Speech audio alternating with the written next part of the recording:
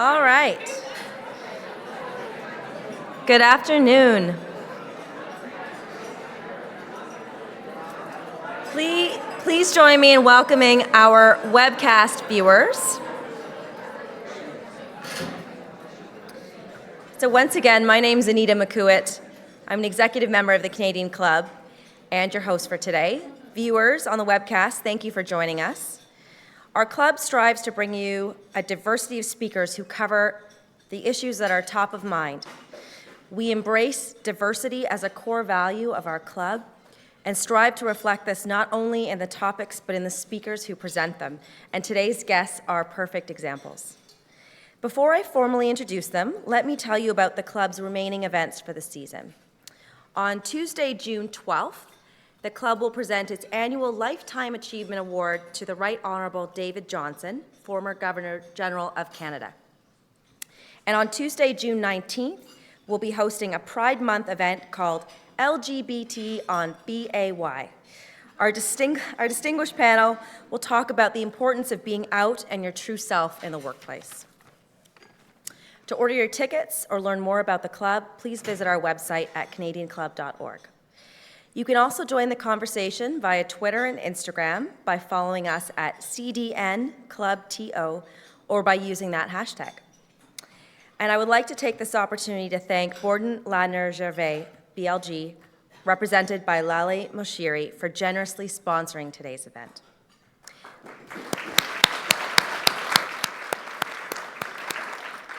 And to our youth and young leaders present here today from Queen's University, Smith School of Business, my alma mater, welcome. We're glad you're here. And now, our guest speaker. Canada's technology sector continues to drive innovation and economic growth. But when you think of tech leaders, who comes to mind? A recent report issued by the Brookfield Institute at Ryerson University says that female participation in the tech sector has stayed the same for the past decade, between 23 and 25%. And despite efforts to promote STEM programs to females, the gender imbalance in this important sector continues. What can and should be done to close this gap? Who better to answer that question than the president of a technology powerhouse? Marianne Yule leads HP Canada, where she's responsible for the company's business operations. She brings more than 20 years of experience in the Canadian tech sector, and she's deeply committed to leading the industry on diversity and inclusion efforts. Before joining HP, Marianne was Vice President and General Manager of CDW Canada. And under her leadership, CDW Canada ranked as the top technology solution provider in Canada and one of the top places to work for women. She currently serves on the board of directors of the Information Technology Association of Canada, ITAC. Joining Marianne in conversation is Eva Wong. Eva is co-founder and COO at Borrowell, a fintech company. Twitter Canada named her one of 20 tech startup founders to follow and is featured on the 2017 Women in FinTech Power List. Members and guests, don't forget, if you have a question, please fill out one of the Q&A cards at your table, and our staff will collect them. Marianne, Eva, the Canadian Club of Toronto podium is yours.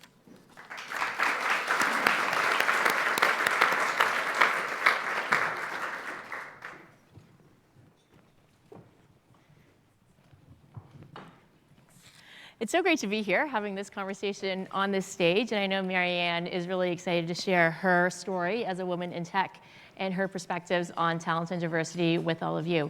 So we've heard your bio, but it'd be great to hear a little bit more about your journey to becoming the president and CEO of HP Canada. Yeah, the million-dollar question. The journey in the short story is hard work, ambition, a little bit of naivete and courage combined. I don't know what that term is. We need a new term for that, because courage sounds a little egotistical, but it was a little bit of fearlessness, just throwing it out there. The longer story is I started my career in technology in a financial services organization as the executive assistant to the president. And from there, it was actually a really great job, and I thought this man that I worked for, Henry, was brilliant, and I had this kind of professional crush on my boss because he was so smart, and I thought that all leaders must be so brilliant like him. And I wanted one day to be Henry. So that was kind of and I did some really good work for him that was different. And at that one point I said, Henry, I'm really busy with all this other stuff. I'm working with the legal team on redlining agreements for you. I'm working these things. I said, I need an admin to help us with this administrative stuff that you hired me for. So we hired an admin for me. And then I moved into marketing roles and had progressively more marketing advancement in my career. And my last marketing role was VP marketing at Toshiba, and then interestingly enough, worked there, had a great job. We did great things, great numbers, great results. And a new leader came in and asked me to leave. So my lesson learned was you can deliver great results and still be asked to leave an organization, which is okay. The lesson learned is that, and that you know how to negotiate a package now. So those are good things to learn. And then I left. So at that point, I was a VP of a tier 1 company looking for another opportunity. Kind of tough to find the same thing. So I searched for an organization that was innovating, that was doing some interesting things that would allow me to be me. Yep. So the fit was important. And so I stepped down and took a job as a director of marketing for CDW. And at that time, when I joined CDW, we were like a $50 million company that was acquired a year before by this US powerhouse. And eventually I rose to lead that organization, and we went from 50 million to about 700 million in 9 years, and EBITDA grew faster than the top line. So it was an exciting ride. And then HP, CDW and HP were each other's largest partners, and my predecessor at HP was retiring, so I was having dinner with my now boss, saying, hey, so what are we doing in Canada? How are we managing the business? What's the plan for the transition to the new leadership? And during this dinner, it almost turned into like this professional date, because we started talking about what he was planning to do and what I did, and it excited me. And so I joined HP because it was this new organization, and they were looking for a different, reinvented company. And one of the items that spoke to my soul when I met with my boss at the time was that they wanted to hire someone that would bring positive, disruptive change to the company. So that's amazing. That excited me, yeah. That's great. The journey. That's a long story. No, that's great. And I think not the typical story, right? I'm assuming that the previous president and CEO of HP Canada didn't start as the executive assistant to someone. I don't think so. No, I don't think so. But I'm going to have to ask Lloyd. No, I don't think he did. Yeah, no, that's great. And it sounds like you came into HP as a bit of an outsider. Yes. Do you think, I'm going to steal a question from Matt Galloway, who's a professional at asking questions, so I feel like I should steal questions from him if I can. He asked, does having sort of an outsider status help you be successful? As an outsider to HP and a bit of an outsider in terms of the industry, how did you feel? Do you think that that's been sort of helpful in your success? Oh, I think so. I think that, this is back to that whole topic of diversity of thought, right? You show up with a different perspective, a different lens through which you look at challenges, people, problem solving. So that was my entree into HP. Well, I knew them, I didn't know them. You don't know anybody until you get into the organization. So for sure, that would be an advantage of being an outsider. And then the other outsider in the industry overall, being a woman in technology is an advantage too. You get advantages as a result of that. You have to recognize that they are an advantage, as opposed to the woe is me for a long time, like it's hard. Tell us more about that, because I think we do hear a lot about the disadvantages of being, whether it's a woman or another person from an underrepresented group. What are some of the advantages of being a woman in technology? I guess the moment that it turned into something for me, I worked at Toshiba, and I was part of this, and I worked at Toshiba. It's a great organization. At the time that I worked it was a 100-year-old company run by 100-year-old men. So I was part of this global e-business committee team, and we had representation all around the globe on how we were going to, do different things in the e-commerce space as it was embarking. And I'm one of 2 women in this room. And if you've ever been to a big Japanese meeting from a global organization, sometimes somebody will have a nap, somebody will chat over here, they'll be on their devices, there's a whole bunch of noise going on while people are talking. So when I chose to say something, the whole room went quiet. Everybody stopped talking, they woke up, they stopped looking at their phones and their computers, and they're like, ooh, big blonde girl's going to speak now, right? So it's like, my gender commanded the room. So I realized that I have something there that I can take advantage of. And I think today, in the current state of most organizations that have an agenda to diversity and inclusion, I think underrepresented groups and women have advantage. And we should take care of that advantage now. There is this window. The first thing is, of course, you need to be able to do the job, and you have to have the experience set, and it's a meritocracy first. But your gender or your underrepresentation will give you a little bit of advantage today, and you should take it. Because for many, many years, centuries, whatever, you have not had that advantage. So take it now. It's yours. That's great. I'm sure there were challenges along the way. You sort of hinted at one. Is there a specific challenge that you'd like to sort of highlight as something that you've overcome, and any lessons learned from that?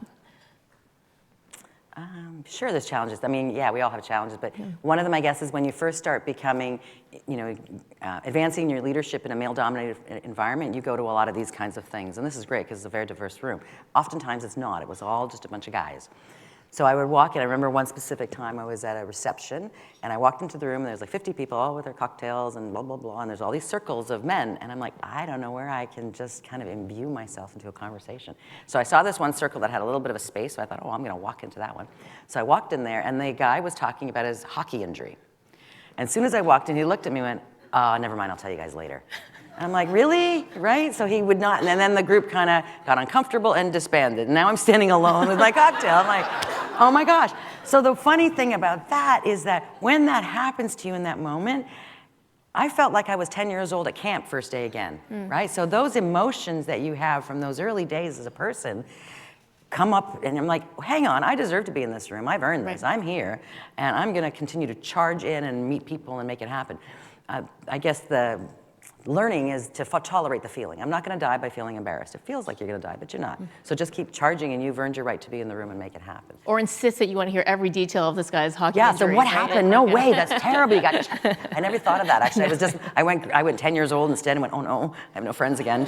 My juice box, right? Like, the other thing is, so that's kind of the guy thing that's a challenge. The other thing is interesting when you start up and coming early in your career, when there were not a lot of women in leadership roles, the queen bee mentality of women.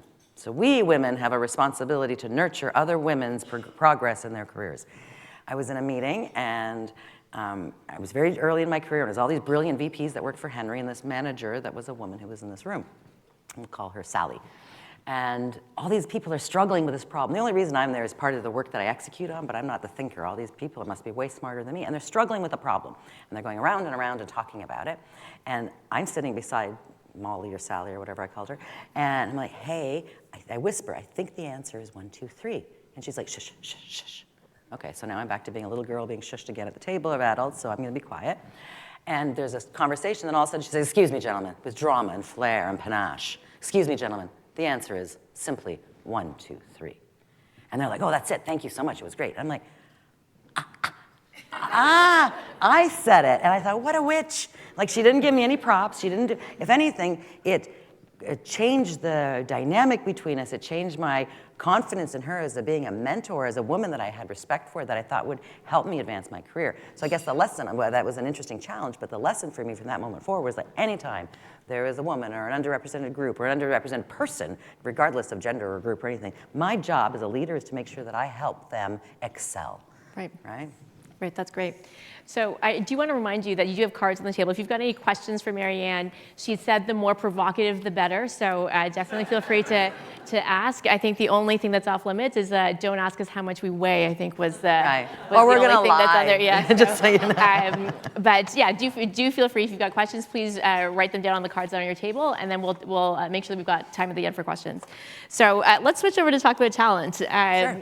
So Dominic Barton, who is the global managing director of McKinsey, has written a new book called Talent Wins. And I think it's fascinating that of all the topics he could have chosen to write about, strategy, obviously, as the head of McKinsey, AI, machine learning, environmental sustainability, the rise of Asia. He spent a lot of his career in China. He chose to write about talent. And I think what he's saying is like talent is the competitive advantage, is the value creator. So amidst all the priorities that you must have at HP, like how does talent play a priority, and how do you make sure that stays as important as it should be? I mean, we talk about it a lot, and I think all of us intuitively know that the talent is what's going to make it happen. Whether, at HP, whether it's the talented engineers that develop and design brand new, outstanding technology that's world-class, the world's best, that's talent, right? In my Canadian organization, as a leadership team, we talk about talent, whether it's when we're promoting individuals, hiring, creating new roles, new projects, looking for the right people that have the right stuff in order to put them in those roles and stretch individuals. We have a tendency, I think lots of people, to kind of look when there's a new thing that has to happen, some magnificent new project or some difficult project, you kind of look at your leadership team and go, I'm going to give it to that leader because I know them, I trust them, they're going to deliver for me. Instead, we've kind of stepped it down a couple of levels to say, let's start developing these people so that they stretch and they show us, because they have these brilliant abilities. They just haven't had the, perhaps, opportunity to show us everything they've got and for us to see and help them through it. So we're doing a lot of discussion on that to make sure that we have the right talent. We also look to hire leaders in all roles. You don't have to be a leader with people as a leader, a manager, or as a title, but as a leader in your functional area, or whatever you do is in your job. So we make sure that we're hiring more and more people that are leaders.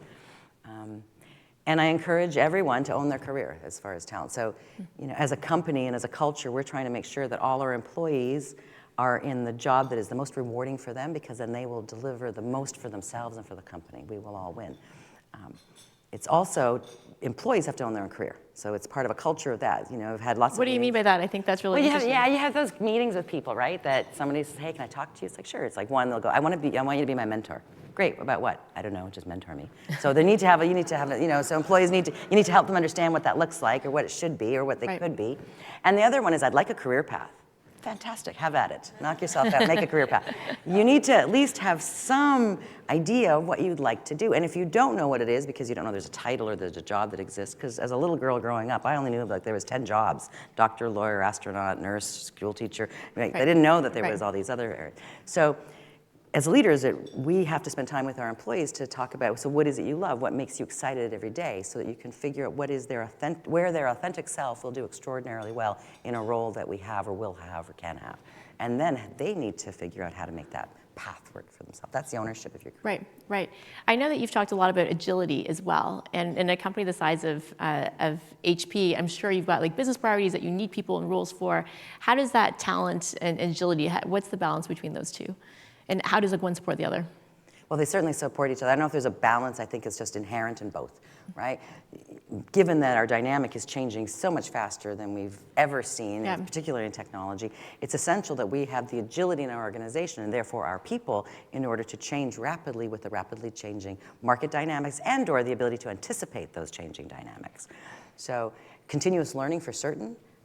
Lots of discussions about how do we do things differently. Growth mindset, embracing the ability to do something differently and being okay with failing. The other F word, people are afraid of failing because you have to try something new and you have to be perfect at it. You can actually try something new and struggle and maybe not be perfect at it, but figure out what you've learned with your team, that thoughtfulness and data-driven and that kind of stuff. So it's embracing growth and trying new things and making sure you've got a team of people around you that are going to help you be successful at it. How do you sort of create that room for failure? Because I think I'm part of a startup, and so we this is something that we encourage as well. But a lot of times people don't like to fail, right? You hire high achievers, you hire these leaders, and they don't like to fail. How do you sort of create an environment where it's okay to fail? Part of it is reframing it so that it's not that, hey, we're going to have a failure attempt today. It's, because if you tell people, we're going to try and fail, everybody figure out a project that you might fail at and learn something. Yeah. It's, one of the things that we did at HP recently is, I don't know, I was about 6 months in the job, and we had a leadership meeting, and we were talking about the ability to achieve something, whatever it was, 10, whatever that thing was, the number 10. And they're like, yeah, we can hit 10, we have all these obstacles, we can hit 10. I'm like, great, okay, so how do we hit 20? And they're like, oh, we can't hit 20, we have all these obstacles. I'm like, yeah, the obstacle's at 10. We still have the obstacles, so how do you hit 20? And they're like, oh yeah, I guess we can. And it was interesting because different people, I saw lights go on at the moment thinking, yes, we can. So then when you dream the art of the possible, and that's kind of the exciting part of it, you dream the art of the possible, and then you figure out the path to get there. The path may fail. It's not that you set out to fail, right? So it's dream the art of the possible, have data-driven information, collaboration with people that are smart, that will be able to help you get there from here. And then along the way, you may fail. So just a tolerance to it. And then the leadership team to be tolerant of it so that we help people learn. Yeah, that's great. So obviously, for both HP and for Borrowell, diversity is a huge part of the talent conversation. I thought I would just get a bit of a poll of the room. So I'll give you 3 options. It'd just be great to understand sort of who's in the room and where you sort of feel like you are as it sort of comes to diversity. So the 3 options are: do you feel like you're a diversity expert? Do you think you're sort of informed and fairly comfortable? Or would you consider yourself a novice, but you're sort of interested in learning more? So just a quick raise of hands. Who would say that you think you would consider yourself a diversity and inclusion expert? Come on, Michael Block. You run a company that does this. Hands up. Yeah, hands up. I'm sure there's more. Okay, I feel like people are being modest here. Raise your hand if you feel like you're fairly informed, you sort of know a bit about diversity, and you're pretty comfortable with it. Okay, that's great. And then how many in the room would say, I'm a novice, I don't know a ton about it, but it's an area that I'm interested in learning more about? Okay, that's great. That's great. And so I think like our challenge is to make sure that for the diversity and inclusion experts that are in the room, we've got something for you, but that we have something for everyone as well. So maybe you can start by telling us like why diversity is important at HP. Diversity and inclusion are important everywhere, not just at HP. It's a business imperative. Yeah. It drives better performance in companies, full stop. So even if you don't like the idea of it, you like to satisfy your shareholders, and you want to hit your bonuses. So diversity and inclusion, those organizations that have a diverse and inclusive environment outperform their peer sets in the median performance of EBITDA, cash flow, a whole bunch of different metrics, financial metrics that add value to your organization. So that's important to everybody. Yeah, yeah, and I think that's really important. And for those of us that like talk about diversity and inclusion a lot of times people are saying you should just do it because it's the right thing. And I think sometimes we forget that there really is a real business imperative to it. And isn't that cool that business and the right thing are coincident? It's great when that happens. And so I understand that before you joined HP, you really researched to see whether or not diversity and inclusion was a real priority and wasn't just lip service. How do you figure that out before you join a company? You sort of mentioned before that it can be hard to really know what a company is like before you join it. And I'm sure there are either people here who are looking at new opportunities potentially or are recruiting people to their organizations. How did you make sure that this was not just lip service, but a real priority? Well, I knew HP, which was a good thing. So Right. I kind of knew that what the leadership team looked like and what they were doing as an organization. I know that from the top down in the company, diversity was important. It was talked about, and it wasn't just a poster on walls and we're going to have a Diversity Day celebration cupcakes. So there was actual real programmatic things that were designed and developed in order to make sure that there is diverse hiring, diversity of thought, inclusion of all employees globally. So I knew that. The other thing, I mean, they were looking for a leader of the HP organization, and they were talking to me, and I'm a woman. So that was already an indicator to the positive. I think you just have to start doing the homework. You can look online. You can see who's on their board. HP has the most diverse board of directors in technology in the United States. So you look at that, you kind of go, that's meaningful, that's material. They've made a specific decision around that, and the rest of the leadership as well. So you start looking at it to see if it's real or if it's just talk. Right. And I'm sure since you've joined HP, it hasn't been 100% smooth sailing.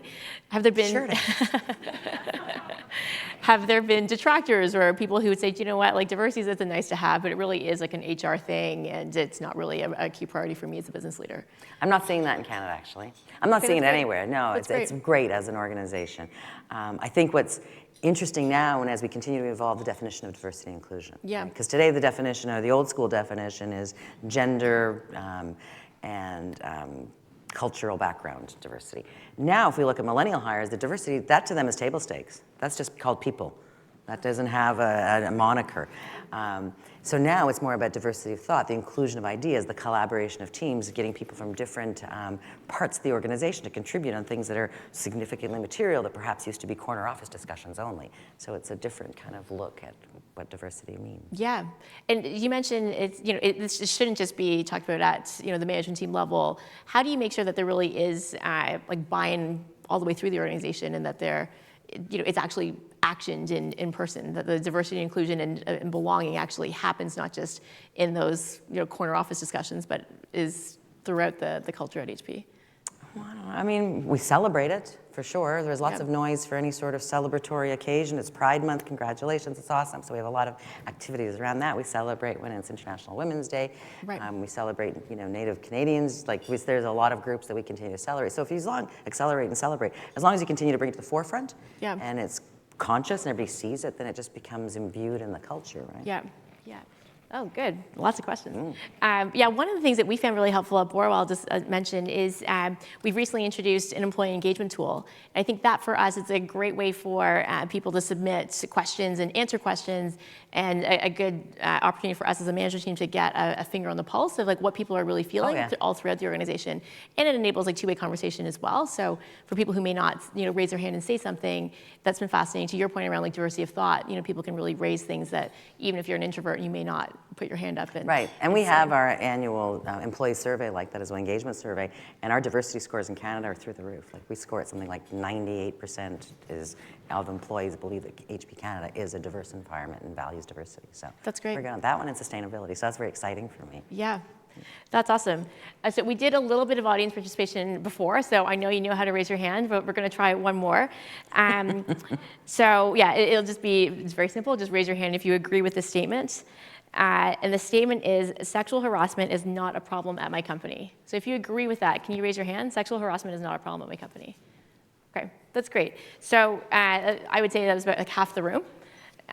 Raise their hand to say that that's true. There was recently a poll done of 153 executives, and 94% of them said that sexual harassment wasn't a problem at their company. So, you know, are they better than this room? Probably not, because the same study found that 1 in 2 women report experiencing sexual harassment in the workplace. And I think it can be easy for us as, you know, people obviously interested at least in diversity and inclusion to say like, oh, because we care about this, like there aren't going to be problems at our organization. And my colleague Larissa Holmes is here. She's written a great piece in the Globe, and she's a diversity and inclusion expert. I don't know if she raised her hand, but she definitely should have when I asked. And she, you know, comes from a number of different underrepresented groups, and including the fact that she like broken her foot when she joined Borrowell. But the article she wrote was that she felt like she had been blind to like other kinds of diversity.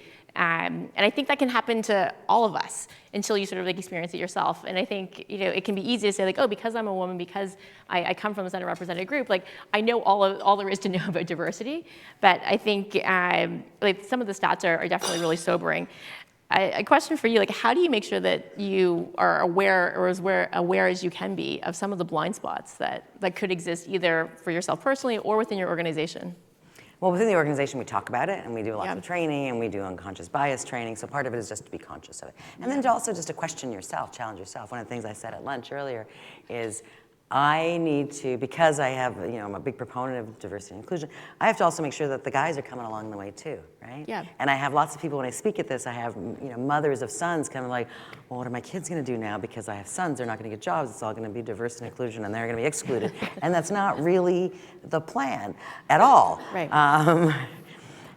There's also, I've had guys say to me, wow, you know, you guys have this women's of influence lunch or whatever it is, and there's nothing for white men. Like, and while we can say, yeah, you laugh, right? But you can say, well, you guys have had it good for like a long time. It's like, I know, but I haven't had it so good in the last 10 days, right? So the history of males and those worlds. So we do have something that we have to figure out on that front. But mostly it's about consciousness of conversations, challenging one another, making sure that we have the right people in the organization to propel the company. But it's just talking and education. That's great.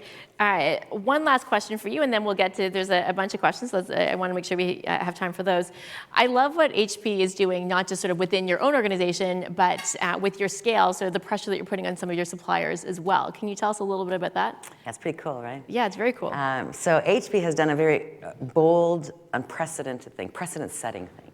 Our global legal organization has put out, I think we're calling it withholding. A diversity holdback. Diversity holdback, that's the term. Where we are holding back 10% of invoices from our legal partners if they do not have diversity of thought and people on the HP legal business. So it speaks volumes when you don't pay your bill the same way that they expect the receivable to come in. And you know, I'm excited by it because to me, one of the things I love about HP, we're a big company, 170 countries, 55,000 employees, $52 billion, all those amazing things, right? But we take our responsibility as such a big employer to actually make change that's for the positive for the planet.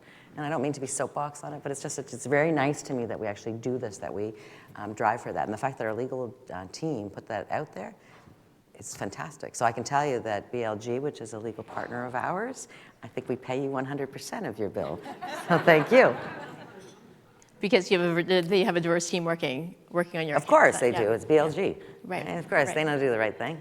And I think that's interesting because it's something that obviously with HP and your scale you can do, but I think smaller companies can do the same thing. So I see Emily Mills is in the room. She's the founder of a diverse women's group called How She Hustles, and she hosted an event last week, which she made sure all of her suppliers, that the security guard, the catering, that they were all sort of, there was diversity represented there as well. So I think it's something that all of us can think about, of not just within our own organizations, but how can we be agents for change throughout the rest of who we do business with. That's great. So, all right, well, let's get to the questions. All right, let's do it. Yeah, there's a lot in here.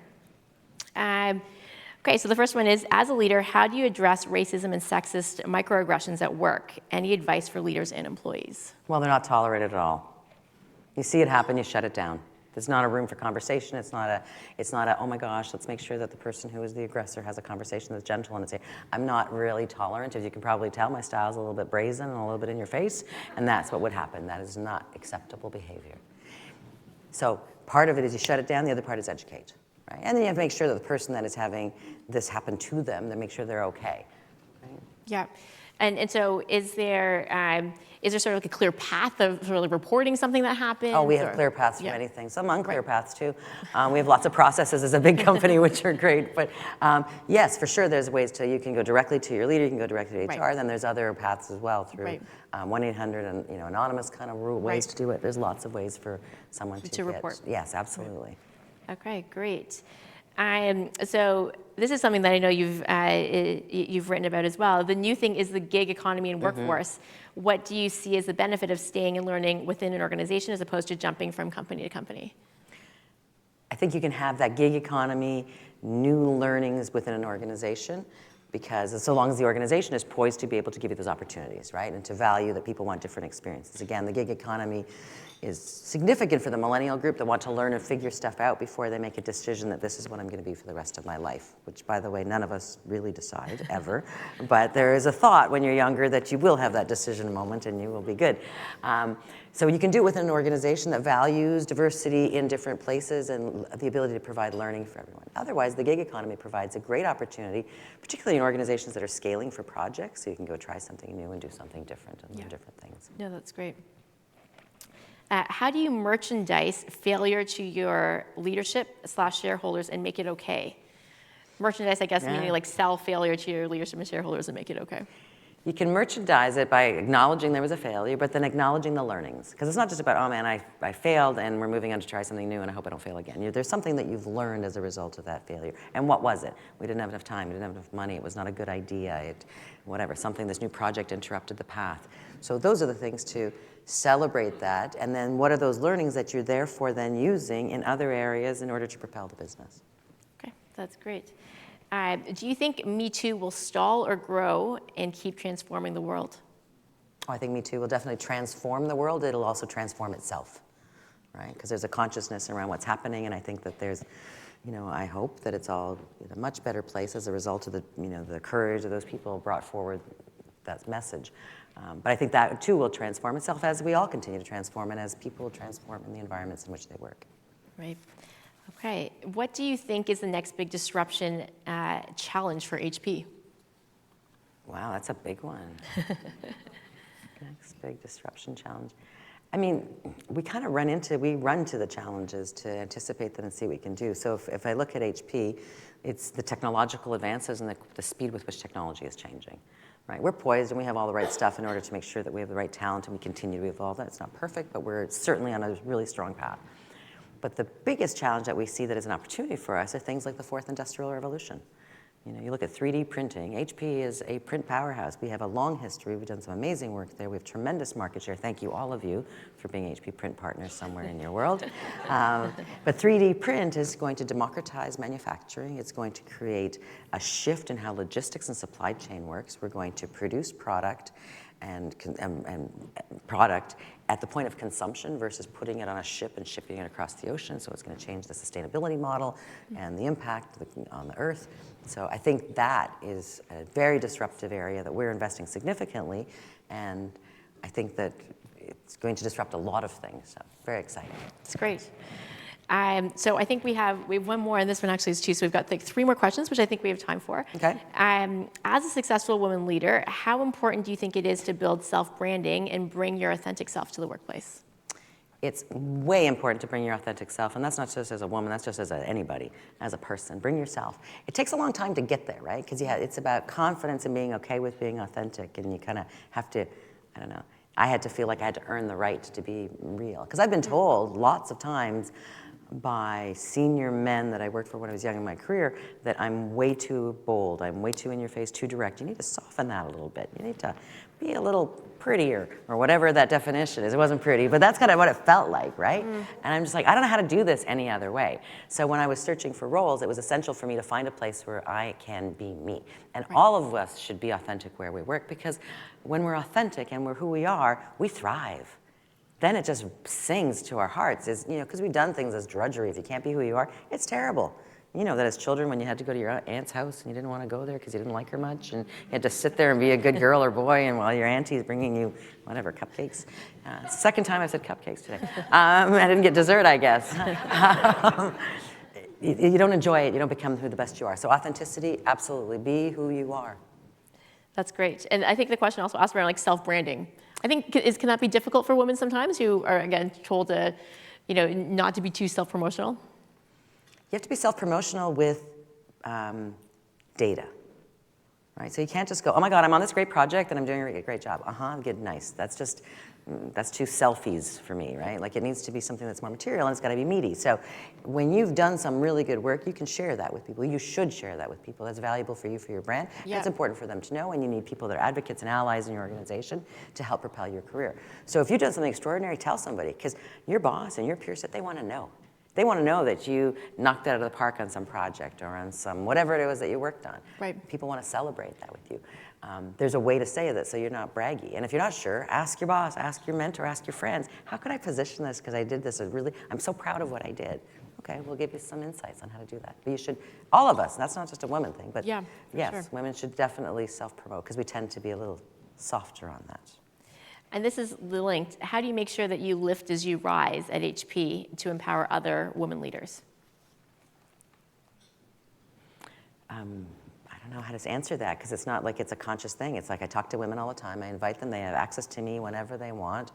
I make sure that we as a team, leadership team, we make sure that we have diversity represented in all the different areas of our business and in leadership roles. So I think it's just continuing to make sure that we do that there's consciousness in the overall organization to accelerate underrepresented groups and women. Great. And then the last one, a shout out to the HP Holdback Initiative, and then a question around how you track and measure diversity in thought and process. Yeah, that's a really hard one, the tracking diversity of thought. Like, how do you measure that? Like, I don't know how to measure that. So it's not like we track it. I guess we can track it ultimately if you believe the theories and the math and the data points that diversity and inclusion generate strong numbers, then you can say, wow, they must be diverse and inclusive because look how successful HP is. That's a direct correlation that would be measurable. But do we have a clipboard and we walk around going, did you have a diverse idea today? Did you have an idea? Did you come up with something new? Like, we're not doing that. So I don't have a real strong measure to say I'm measuring diversity of thought, but it's just that not all the ideas are the same. If we sit around a table and everybody has the same idea, 1 + 1 is 2, 1 + 1 is 2, it's like we got nothing new. So It's more about, are we generating new ideas? Are we collaborating differently? Right. And I think there's maybe proxies of how you could measure something like that, where you can ask questions of people like, do you feel comfortable raising a dissenting view in a meeting? When was the last time you were in a meeting that someone disagreed with the most senior person in the room? And there could be some things like that sort of get at it that may not be. We kind of do that naturally, though. I didn't think of it as a thing, because if someone's in the room is quiet, so generally if we're in the middle of a brainstorm session, there's someone there that's quiet, they would probably be an introvert. Introverts don't tend to do a good job in brainstorming. It's not their natural inclination. So it would be then, hey, what do you think? Like, to actually draw that out. I think that we as an organization seek that out from people. Cool. Well, thank you so much, everyone, for the questions. Is there anything else, Marianne, that you wanted to leave with the audience before? Oh gosh, I should have had a better thought on that. Thank you. I'm honored to be here. I'm honored to be able to speak with you and share my story. Thank you very much for helping HP be the #1 printer and PC partner of yours on Earth. Know that you are more safe and more manageable than if you were with anyone else. But mostly, thank you for your interest in diversity and inclusion, and to have a desire to continue to propel this in the business environments in which you work. So thank you. Okay, thanks very much. Thanks. Okay. Good job. Thank you so much. My name is Michael Bach, and I'm the founder and CEO of the Canadian Centre for Diversity and Inclusion. I'm also have the privilege of being a board member of the Canadian Club of Toronto. And Marianne and Eva, I want to thank you on behalf of the club for what a wonderful conversation to have at lunch. So when I came on the board 5 years ago, my personal mandate was around the diversification of not only the club's board, but also the podium, the people that we share this stage with.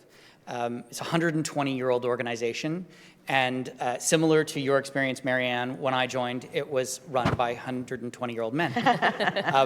And it has been a great 5 years, and we've done some amazing work in terms of making sure that the podium and the people on the podium are reflective of the City of Toronto.